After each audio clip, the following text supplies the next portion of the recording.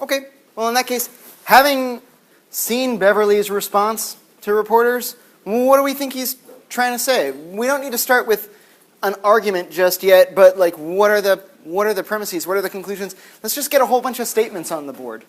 What does it seem like he's saying that seemed relevant? He repeated there were some themes going through this, right? The repetition might help us out. Those might be the things that we think are important to Beverley. So what was he saying? Can I just read what I typed down? Yeah, sure. I put down, in quotes, as if you were saying it. If they won't protect players, I'm okay with the booze, and I'm a grown man with strong morals, and children to be an example for it. But I'm not okay with blatant disrespect, so I feel the need to protect myself and no one else will. What's the if? The if part, did everybody catch it? He said it, I think, by the end he said, for the fifth time. I don't know if there were actually 5 times, but he gave an if-then statement many, many times. Yeah, and what was the if-then statement? If the NBA will not protect players, then I feel the need to stand up for myself. then I feel the need. Let's start there.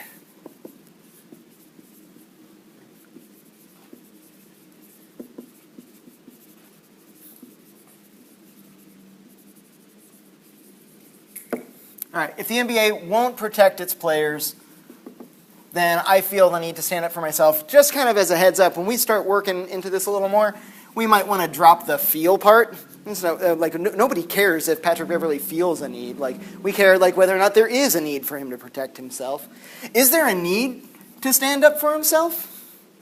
Do we even need to argue that he has a need to protect himself or stand up for himself? In the sense of, what do we mean by a need? Do we mean, he has a duty to do it, that he must stand up for himself? Or are we just going to say that he can, that he's allowed to? I feel like what's at stake That it's permissible? is that he appealed to his strong morals and having his children and watching them protect. I think that's where it is. So, something about strong morals. Yeah, he said, wow, what was it? There was another kind of repetition, a thematic thing. Yeah, I have strong morals. I'm a parent with 2 sons, 1 daughter. There was something about raised by a single mother. Is any of this, as a grown man? Yeah, how much of this is important? We'll get to this a little bit later when we're putting our argument together. But this was said an awful lot. I'm not sure if it's relevant to the argument that we're going to be making. Maybe it is. Maybe it's not. All right. What else? Stuff that was said, stuff that went unsaid that seems like it's going to be important. Yeah, something about. So here when we said this nice if-then statement, which kind of heads up, I think this is going to be really, really useful in at least one of our arguments, this if-then. But when we say if the NBA won't protect its players, then I feel the need to stand up for myself. Protect from what? Disrespect, perhaps?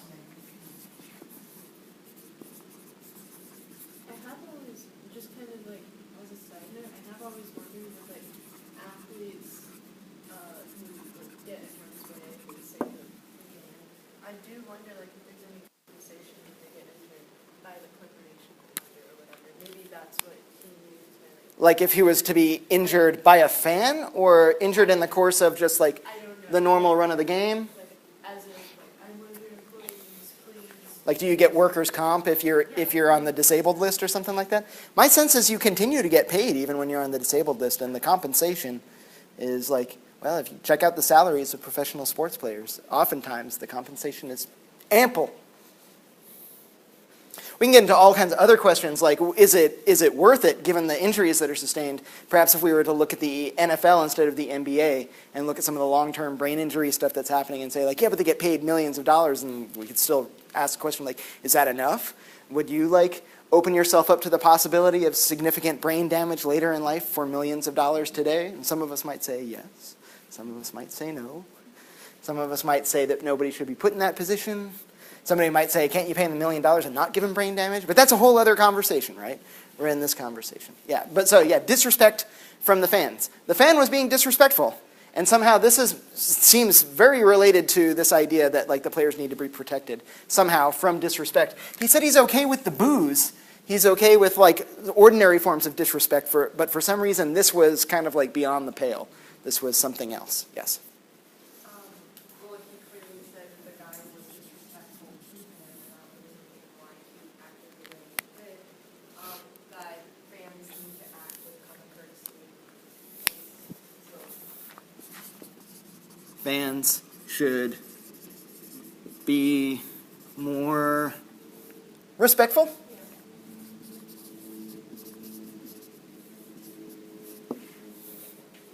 Is this what our argument is going to be about, by the way? Is it going to be about like what the fan did and whether they should have acted that way or should have acted differently?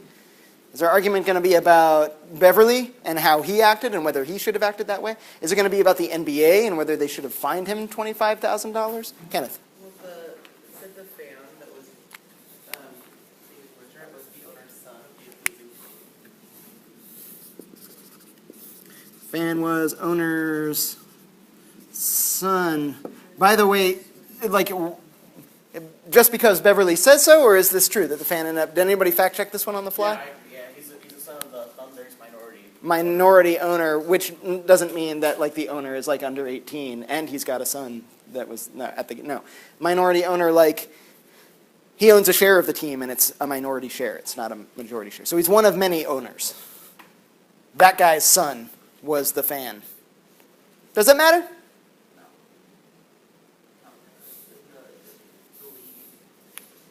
The reporter asked it. He asked Beverley, like, do you think that this affected the way that the NBA acted? And Beverley said, like, I don't even know about that. It seemed like he didn't even really want to talk about it.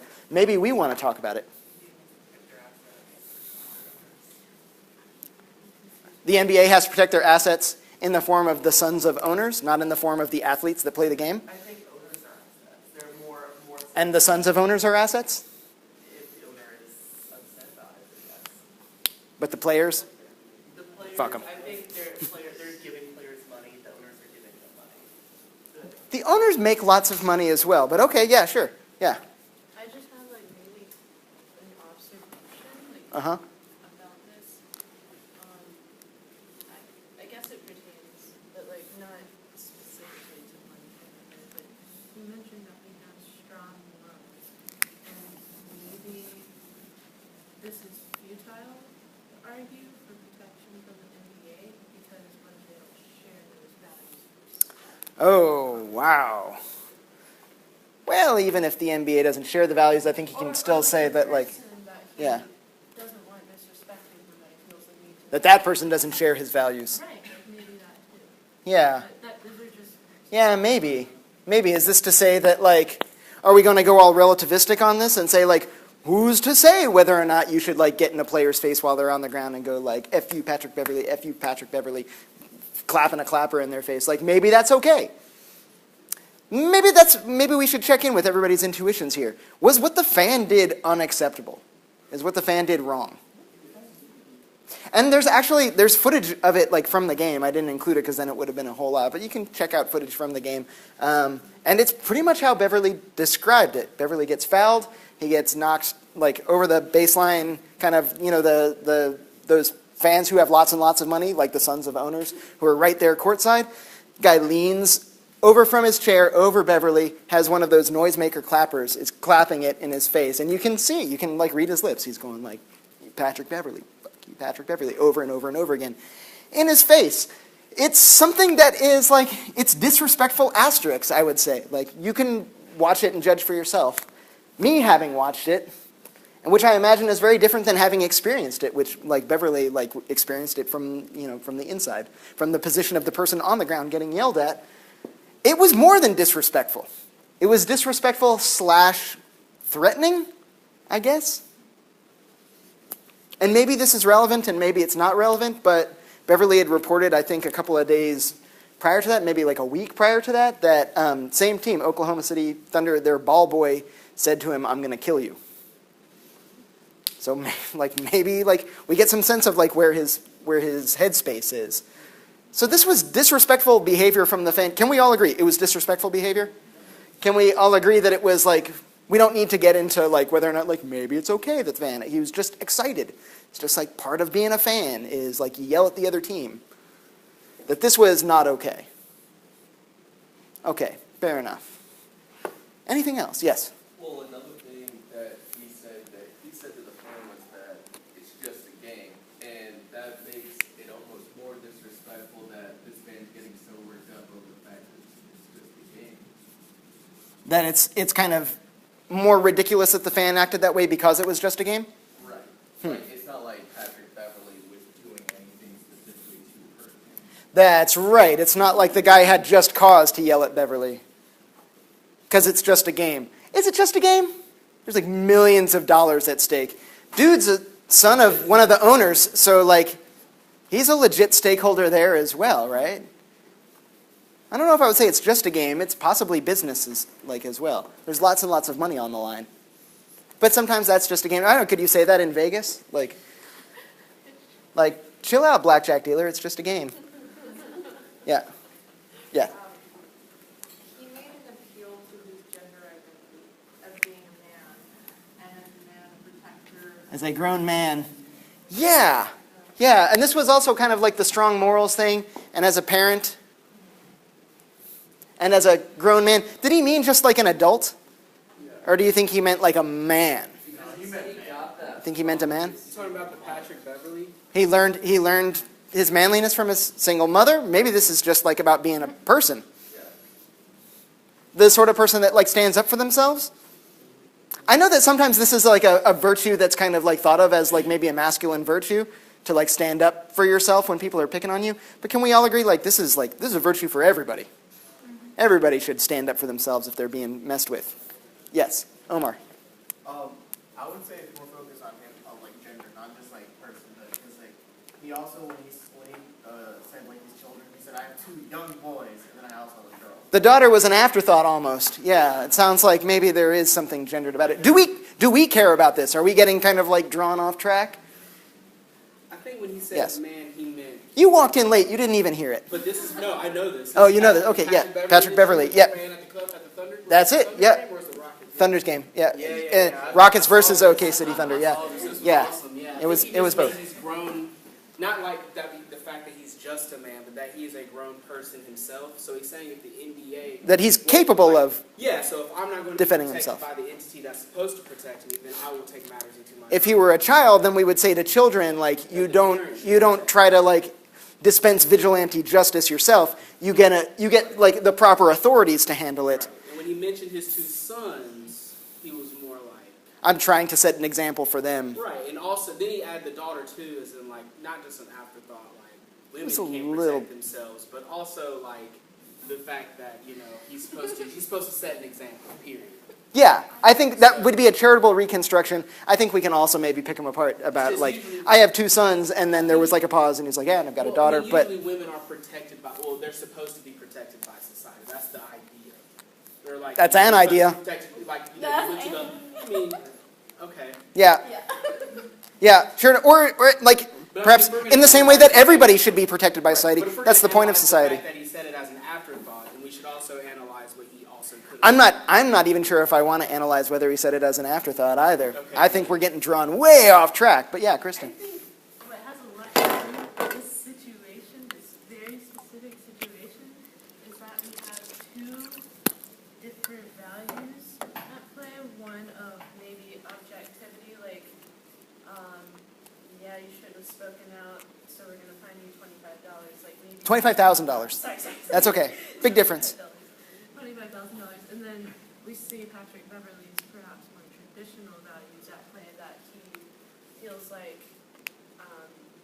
he feels impelled to act on, or else he would not like adhering to those values. Sure. So like to me, it's just like those 2 big vague things kind of crossing paths there, and he doesn't really. So what is the first set of values again? The first set of values, I guess, like maybe put that in like this, so like a value. Is religion on the in the mix now? I feel like with those values that Patrick Beverley listed, I guess this is me making an assumption, but it's safe Wow. Okay. at stake and trying to, I don't know. We're getting even more off track. Maybe this is like a good time for us to step in and say, like, what conclusion are we even arguing towards here? That's what I'm trying to, like, Because I can think of like a wide variety of possibilities. Yeah, sure. Yeah, that's a possibility, right? So we could say like NBA should not have fined Patrick Beverley.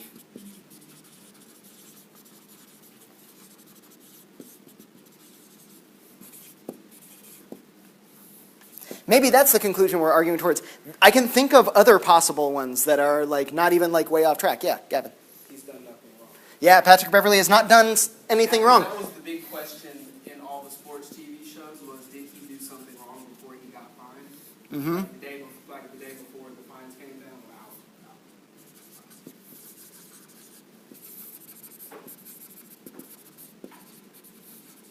Which you could imagine might be part of an argument that like the NBA shouldn't have fined him. Yeah. That might have been like the very next premise before like they shouldn't have fined him would be like, by the way, he's done nothing wrong, and that's why they shouldn't fine him, because you shouldn't fine people who haven't done anything wrong.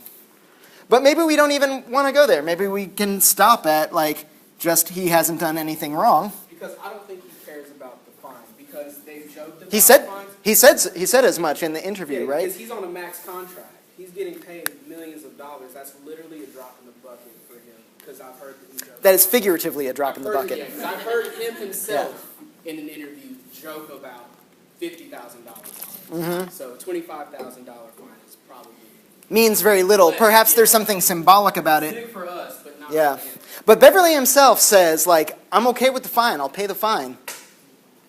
Just know that, like, if this comes up again, I'm going to act the same way. Which he does. Which is to say that, like, I don't think that I've done anything wrong, and therefore I will not change my behavior in the future. even though he, like, signed a contract. Yeah, perhaps, but I don't know if he's, well, yeah, we'd have to get a look at his contract. He's got a See, history with does his contract say, I will abide by all regulations? Yeah, because my mind is thinking maybe the argument he's trying to make implicitly is like, oh, I'm tired of being treated and expected to act like a robot and not respond to such disrespect. Well, if you say anything with that voice, it's going to sound a little silly. But okay, yeah. But yeah. So, but we can get a sense that these are two very different conclusions, right? They're related. This one seems like it's a useful premise to get to this one. But I can imagine a world where, like, some of us say that, like, he didn't do anything wrong, but he should still be fined. Which would put us in a really weird situation where we'd have to explain, like, why it is that, like, somebody should be fined even if they didn't do anything wrong. We could say something like they broke the rule and that's why they should be fined. It's not wrong to break the rule in all cases. It happened that Beverley broke the rule in like a fairly innocuous way in this case. Any other possible conclusions we might be arguing towards? Yes. The NBA should change their policy.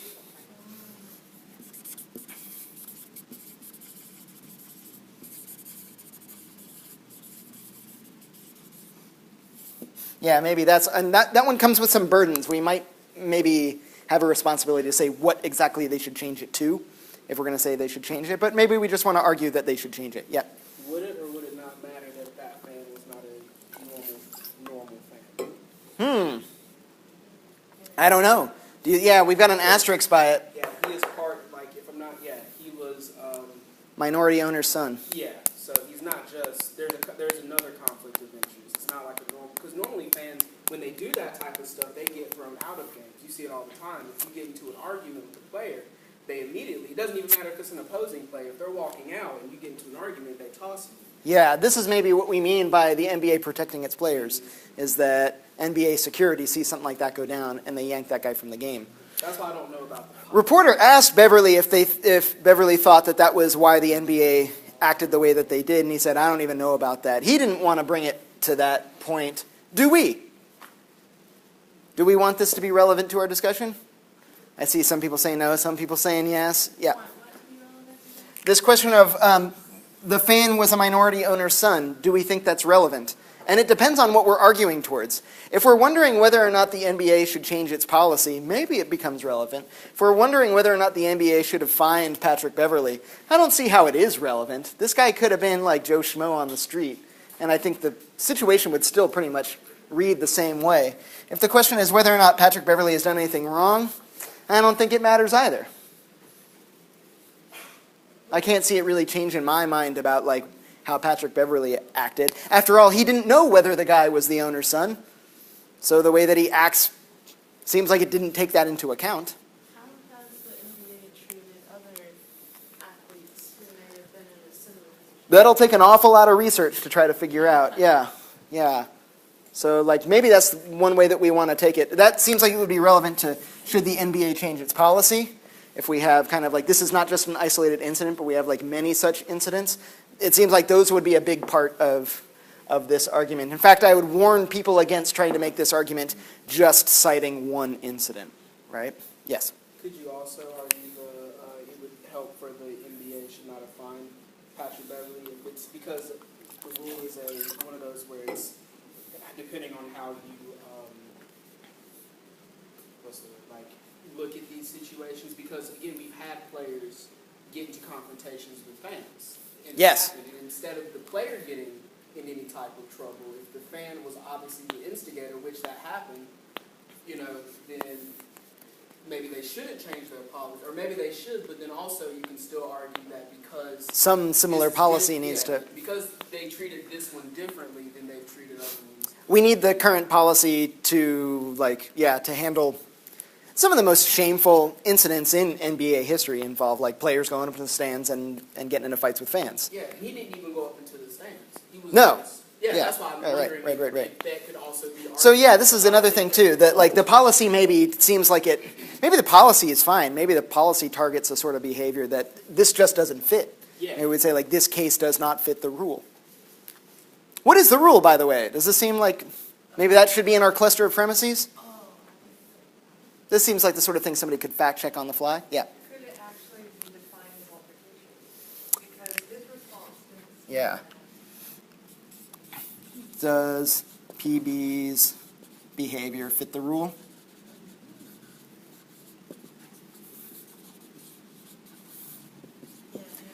Which that's kind of maybe could be part of this should he have been fined question, and a good argument against whether he should be fined is his behavior didn't fit the rule. And a good argument in favor of him being fined would be his behavior did fit the rule.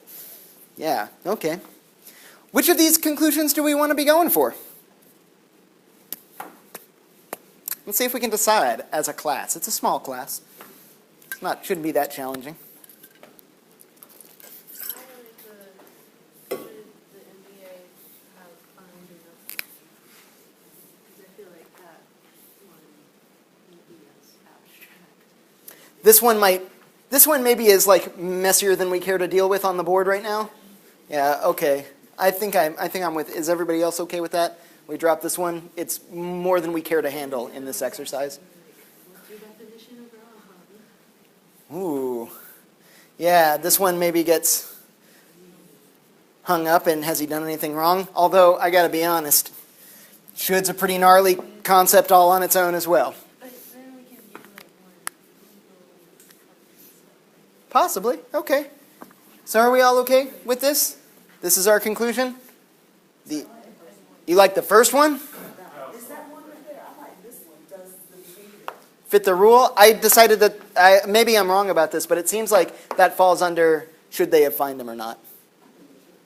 And do you think they should because his behavior fit the rule? Then yeah, they're pretty much the same thing. So we're going to get an argument. I think it sounds like I'm not getting a whole lot of resistance to the idea that this is our conclusion. Let's get an argument for the NBA should not have fined him. For those of you who are thinking like the NBA totally should have fined him, that's going to be the counter argument. We'll get to that next. What are our premises? We have like a whole wealth of things to draw on over here on the left. Maybe that's a big part of what we are drawing on. Maybe we need to fill in the gaps with other things that we haven't mentioned yet. How do we get to the NBA should not have fined him? Is our like penultimate premise something like he did nothing wrong? I like Allison's idea about the definition and like the rules or whatever, what an altercation is. If anybody cares to fact check that one on the fly for us, maybe we can find out exactly what the letter of the NBA policy is and we can get some sense of whether or not it fits the rule. Yep. maybe if the rules, like, if he broke the rules, then we could say maybe the rule shouldn't be a rule instead of saying he did nothing wrong. Because Ooh. if he did nothing wrong, doesn't have to do if he broke the rules. Because if he broke the rules, he would have to get fined. Even if the rule was right or wrong. So if he broke the rule, then you would say something like, so much the worse for the rule, because he did nothing wrong. Yeah. Like, he did nothing wrong, and somebody else might say something like, he broke the rule, and then our response is like, well, then fuck the rule. Any rule that penalizes you for doing something wrong, any rule that tells you that you can't do something that's not wrong is a bad rule. That might be where we go. I think that it seems like there are at least 2 routes to this. One of these routes is going to go through, boy, oh boy, something's going down out there. One of these routes is going to go through this idea that his behavior doesn't actually fit the rule. And the other one says that he did nothing wrong.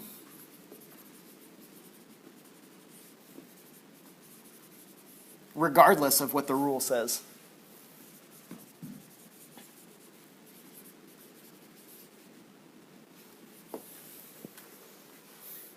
I don't know. What do you think? Do those seem like 2 major different paths? Omar, you seem like you were saying this was the one that you were kind of feeling? Yeah. That he definitely didn't do anything wrong, and so if the rule says he did, then the rule is wrong. Yeah. And some folks might say I didn't actually break the rule. Yeah. I don't even think it should even matter as much as the rules as much as it's because he has a player contract. And if you have a player contract, regardless of whether or not the rule is right or the rule is wrong, you have signed your You've agreement. promised to abide by it. It's not like they forced you to it. You signed away your rights. You signed away your right to the right thing or the wrong thing in agreement with, if I'm going to get paid this money, this is what I'm going to do. It's like if you live in I'm going to start a cluster over here on the far side that starts making the case the other way. Does that sound all right? In California, and you're not allowed to smoke weed because you're the NBA. Well, guess what? Regardless of what your rights are in the state of California, you are still not allowed to smoke weed if you want to get paid by the NBA. Well, you can't be thrown in, you haven't broken any laws, so you can't be thrown in jail. But your contract can be terminated because you did not fulfill your end of it. Right, and this Right. rule thing, that's just another thing that we're coming up with. But he's still contractually obligated to do or don't do a certain thing. Contractual obligation to abide by NBA rules. That would be the reason why. I guess that would be like the reason why they find him instead of firing him. So when it comes to, and perhaps that's part of the rules as well, is that when you break these set of rules, you get fined for it. We won't fire you every time, because then we won't have enough players. But yeah, when you break these rules, it's laid out in the policy, and we still haven't had anybody find the policy for us just yet. I think I know one about between players. Between players, yeah. This is specifically between players and fans. The definition online is just a noisy argument. Okay, that's for altercation, some noisy argument. Say again? Okay, so I'm not really sure how official this is, but Well, what's your source? NBA.com. That sounds pretty official for NBA policies. It also has Yeah. this other website that took me to this lawyer book. But anyways, okay, so basically it said that anything that a player does is considered the whole team doing it. Okay. And also an altercation can just be verbally, a heated disagreement. Player represents their team. And probably, I would say there's probably something similar. The player represents the league as long as they're acting in some sort of official capacity. Right. And maybe in a different way than ordinary citizens, in a way that constrains the behavior of players more than ordinary citizens. And what was the second part that you said? Altercation can be verbal? Yes, and it could just be a heated dispute.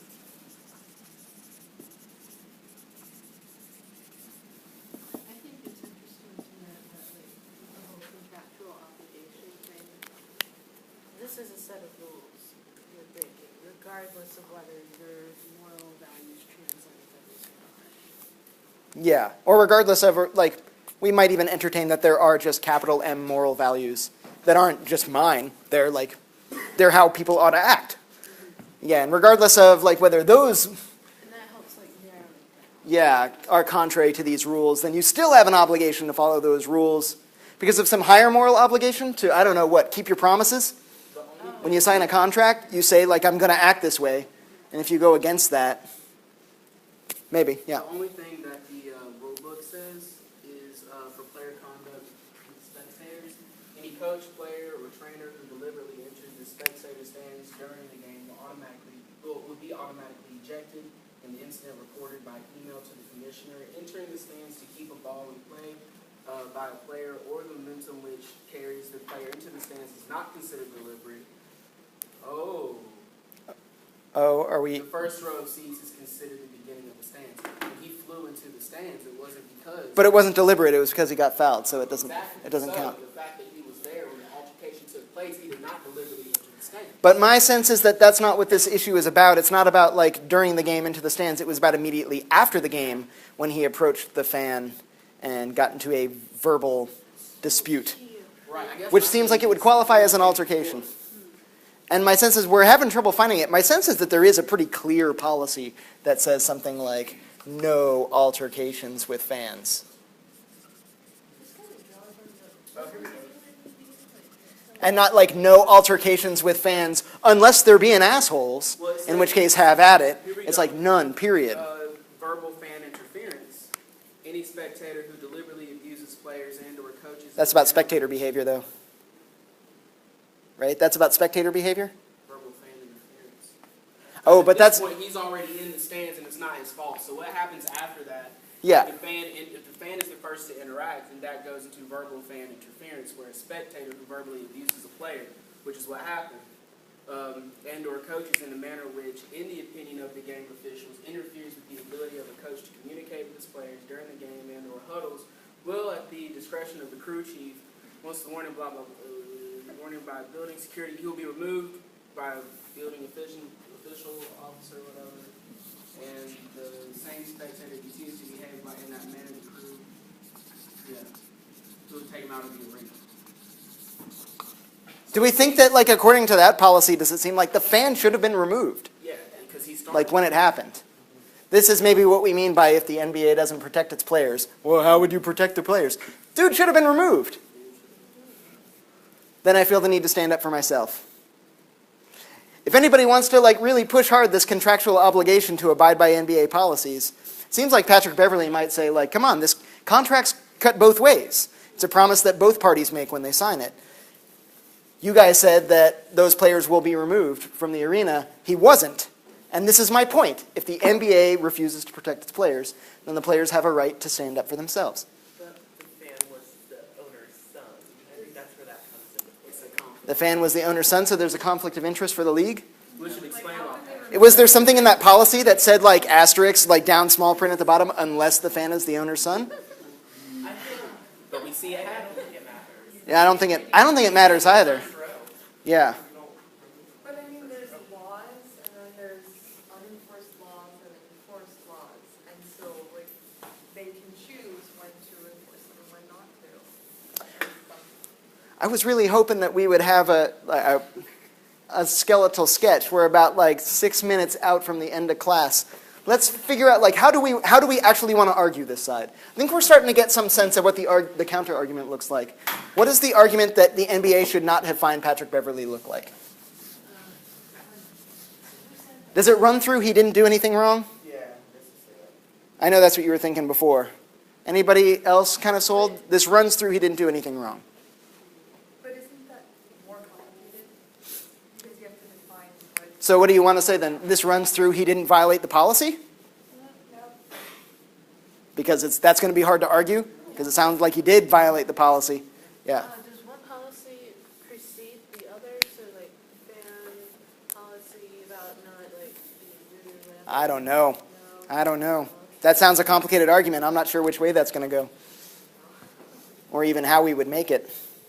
Well, To me, it just seems like a who started it thing. yeah. And am I the only person who's ever like dealt with small children?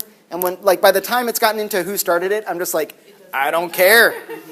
I don't care. I'm finishing it right now. Yeah. I think it should be argued that since the NBA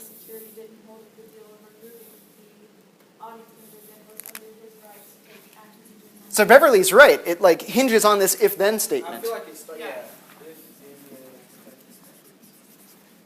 I mean, yeah, he said it, what was the final count? 4 times? Yeah, he said 5 times, but yeah, he said it 4 times, and I think he's right. This is the crux of the argument. If the NBA won't protect its players,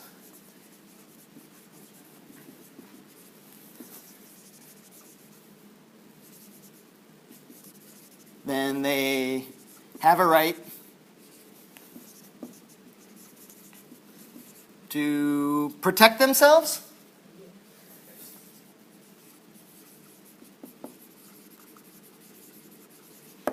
Okay, if-then statement. How do we use if-then statements? How am I going to get from this to this? Modus ponens. I have an if-then statement, so for modus ponens, I'm going to need the antecedent, right? So I'm going to need something like, the NBA didn't protect its players.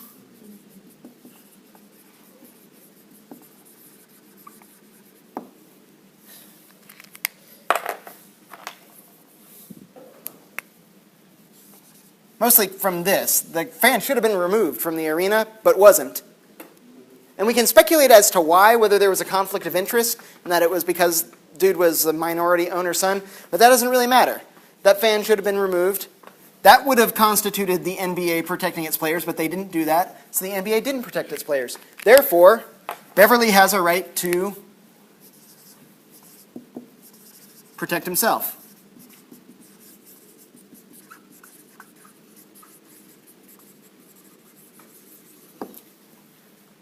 That still doesn't get us to the NBA shouldn't have fined him.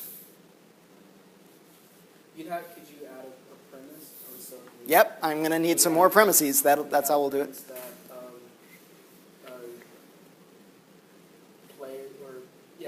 the NBA should not fine players for protecting themselves. Because that's a pretty blanket statement. You need to protect yourself in court. Can we say something like, it's only fair that since they have read the contract, It's only fair that what? that since they didn't protect me like they said they would. I think that seems like it's buried in this, right?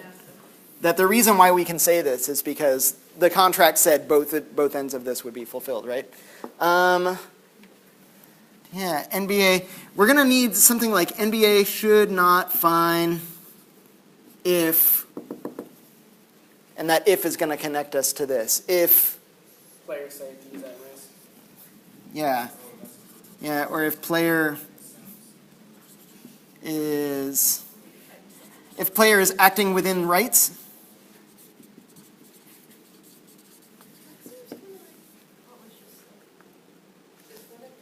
We've gotten to the point where like it is a conditional, it's an inside-out conditional. The if is here. So this is the antecedent and this is the consequent.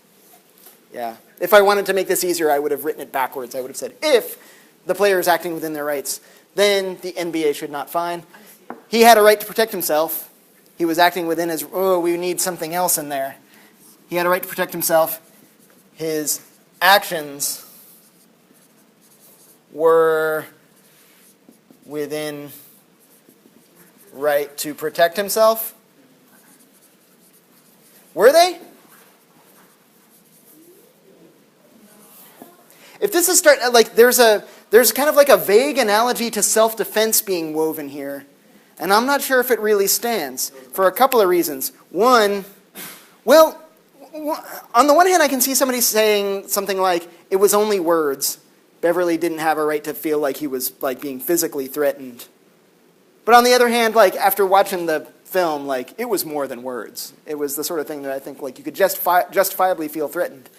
On the other hand, he managed to restrain himself till after the game. There was no clear and present threat there.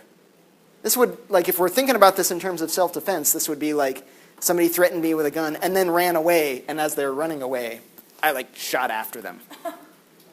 Could we even say that it was... Maybe, maybe not. What do you think? Like he's managed to make it to the end of the game without engaging this fan, and now he's engaging the fan. How much harder would it have been to just like phone the NBA and say like NBA offices, What are you going to do about that fan? Like, contact the proper authorities instead of being the dispenser of justice himself.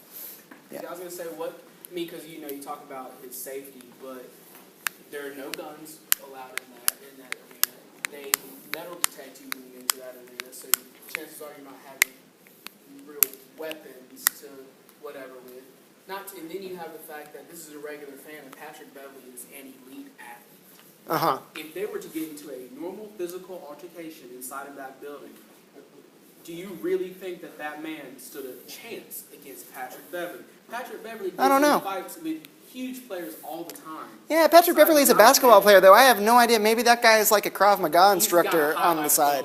He's got a highlight reel of fights online if you want to look it up. All right. I'll check that out. Somehow it seems to me that like what this is hinging on is something that's like in this weird middle ground between disrespect and like a legitimate threat. And because it's in that territory, yeah, there's something like there's a right to protect oneself. From disrespect?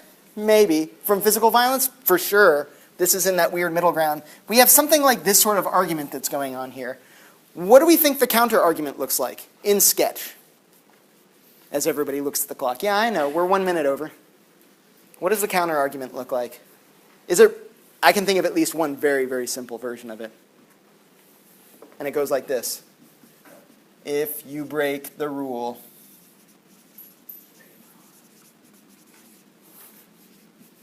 then you pay the fine. Or you pay the consequences, right?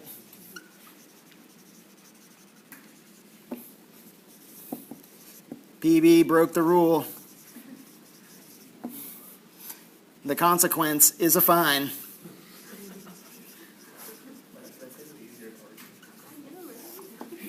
Therefore, the NBA was right to fine PB.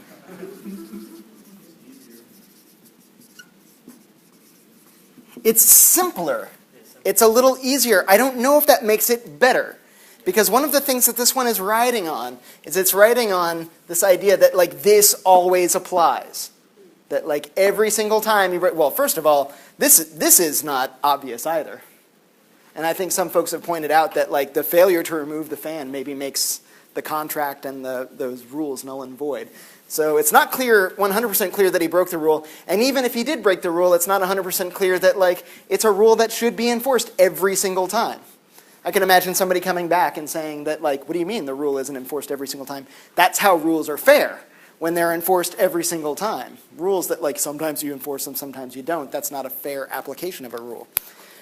All of that sort of stuff would be the things that would get parsed out in the third section.